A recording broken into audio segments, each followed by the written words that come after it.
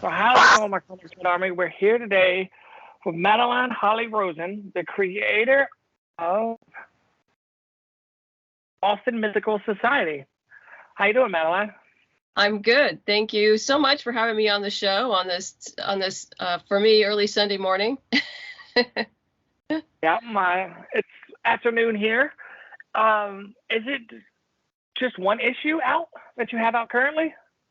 No, actually, what's on Kickstarter right now, and just to back up a little bit, for those of you in your audience who've never heard of Boston Metaphysical Society before, it's about an ex-Pinkerton detective, a spirit photographer, and a genius scientist who battles supernatural forces in late 1800s Boston.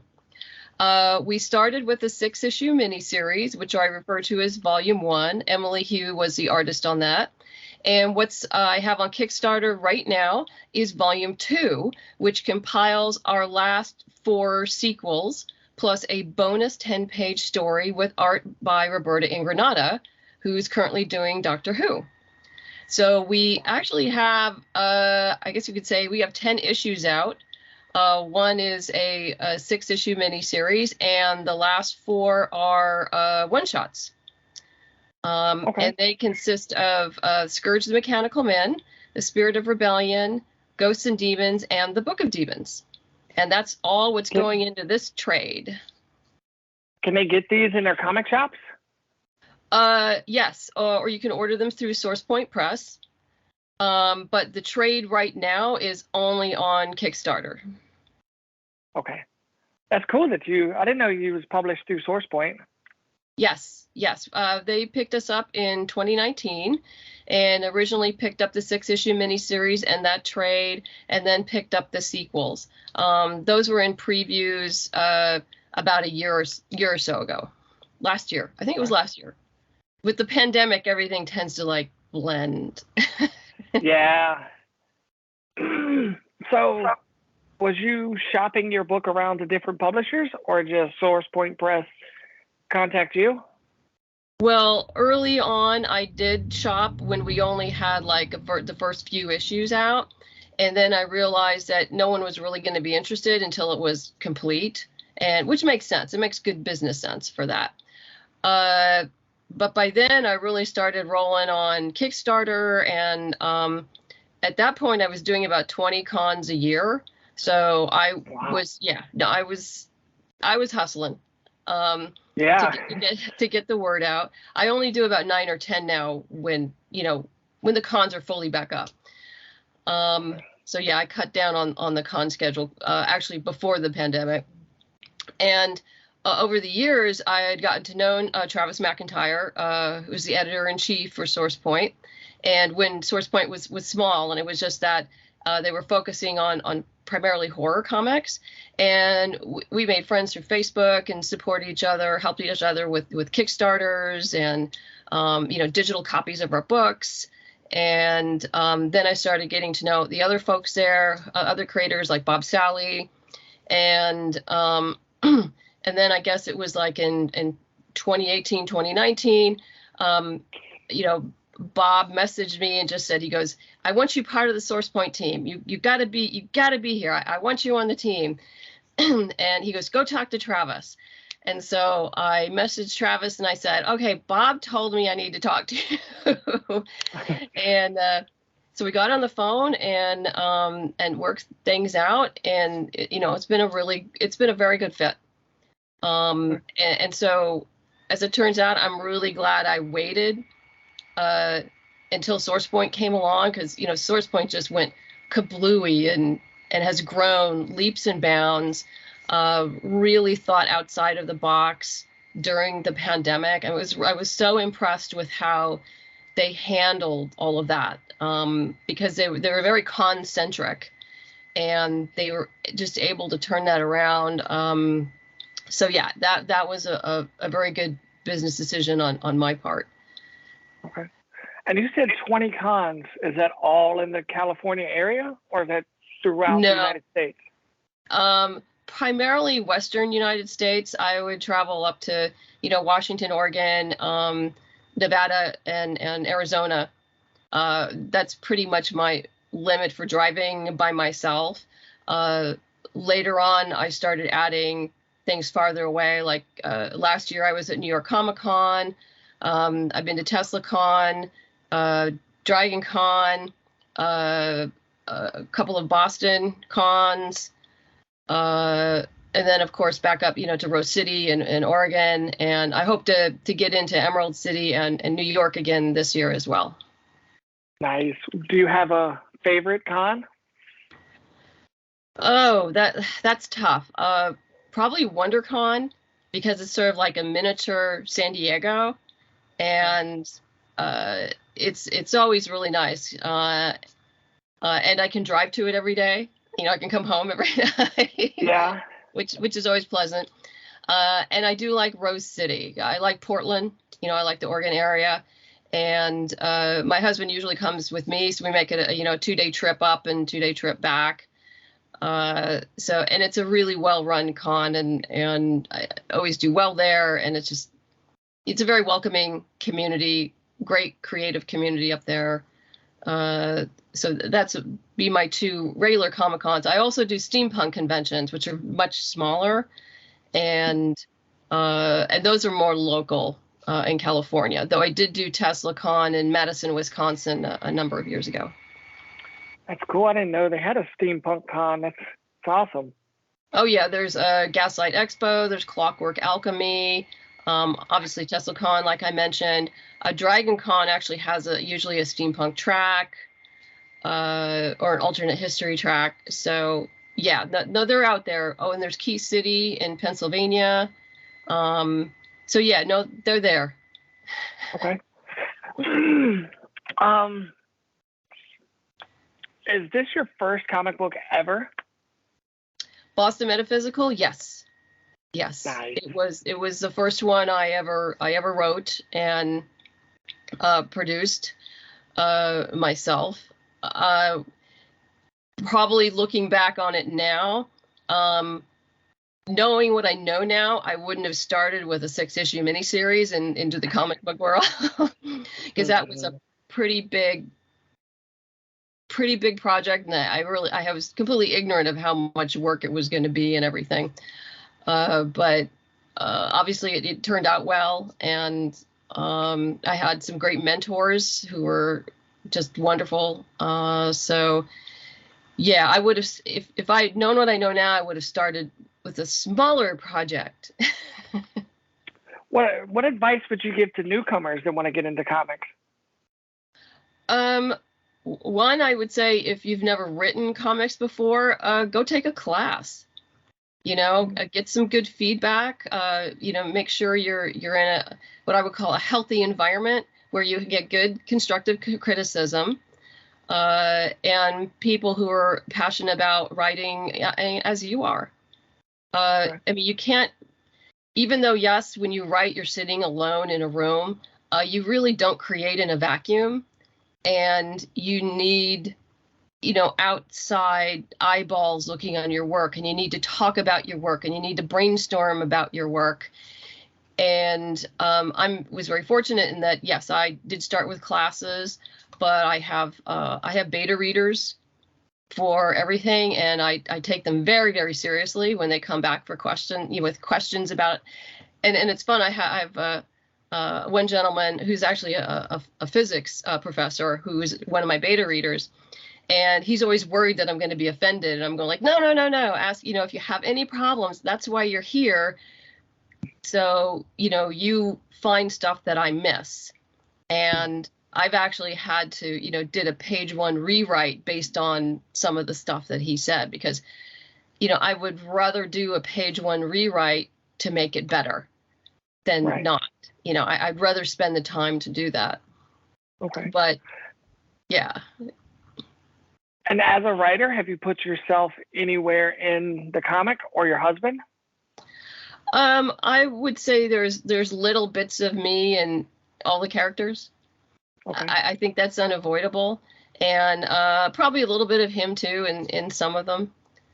But there's none that's based specifically on either one of us. Okay. And when does the Kickstarter end?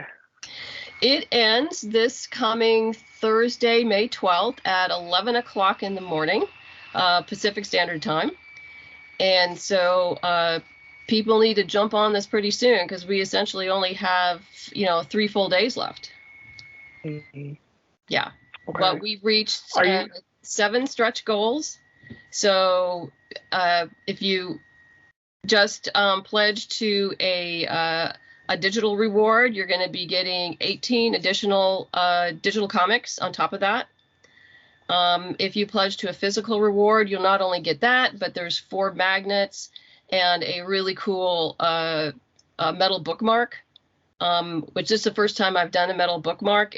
It's you can see a proof on it on the Kickstarter homepage, where it's 1.5 inches wide, 4 inches long, with a copper finish, and it has our logo. And I had Alejandro Lee, who I work with quite a bit. He designed an airship that's going to be cut out in it. So it's going to be super cool. That's so cool. I got to check that out. Is this your first Kickstarter? No, this is my 11th. Wow. Nice. What advice would you give to people to run a successful Kickstarter? Well, one, you probably want to read my book, Kickstarter for the Independent Creator. It actually walks you through how to how to do that. And if you do see it, make sure you get the 2nd edition with the green cover. Just think green cover. That's the one you want. That's the 2nd edition. One main thing is, make sure you have a good mailing list of potential backers who, you're 99% sure that they will cover 35% of your funding goal. Because it's really critical that you get at least a 35% in those first few days. Because that way you'll probably get to 50% in your first week, and then you're well on your way. You're probably going to get in as you keep going.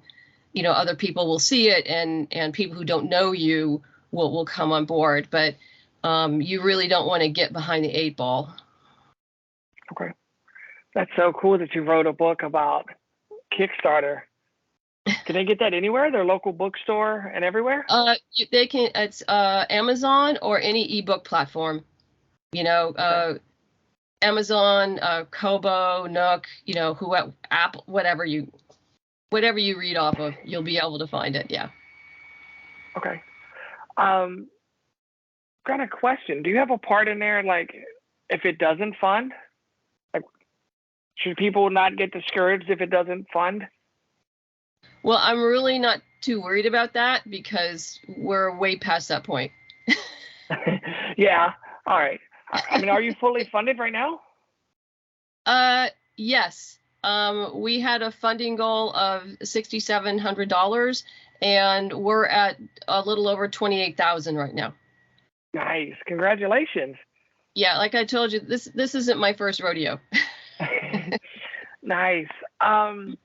Where can people get upcoming news of where you're going to be or where you're going to pop up next?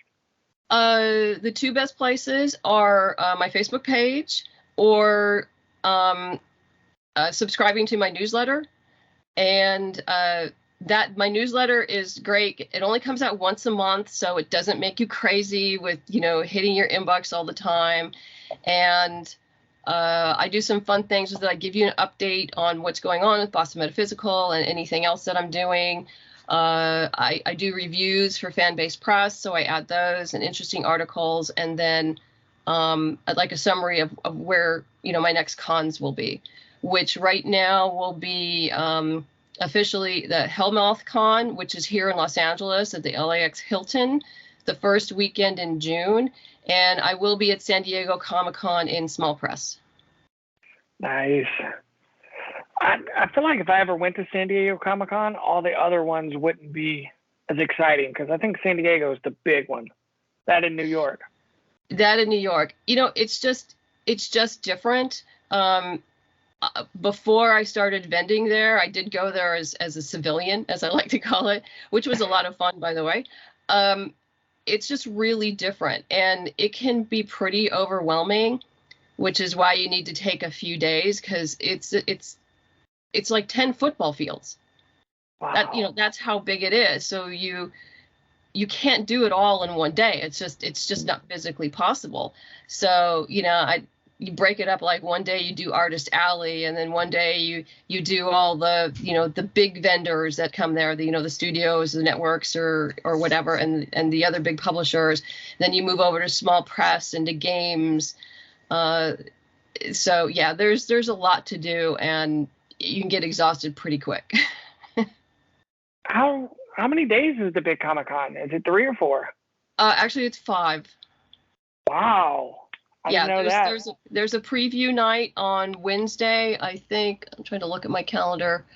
I think it's July 20th is the preview night, which is just for pros, and which we used to go to, and that's great because it's not busy then. So you get like 3 hours to just go in and talk to people, and it's really chill. So if you can get your pro badge, it's great to go on preview night, because you're not in there, elbow to elbow and, fighting your way through. And it's great to go then. Okay. Dead or alive, who would you like to work with to make a comic book?